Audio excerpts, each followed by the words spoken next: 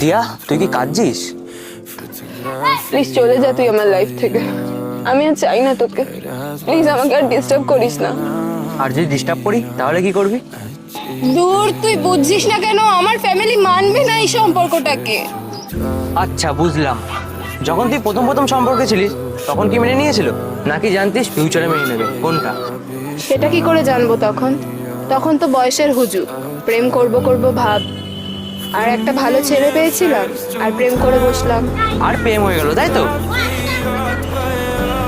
তখন যদি জানতাম ফিউচারে এত সমস্যা হবে, তাহলে কি ভালোবাসতাম তোকে? এক্স্যাক্টলি, এটাই আমি বোঝাতে চাইছিলাম তোকে। তখন যেমন জানতিস না ফিউচারে কি হবে, ঠিক সেম ভাবে এখন তুই কিভাবে ভাবছিস ফিউচারে আমাদের মানবে কিনা।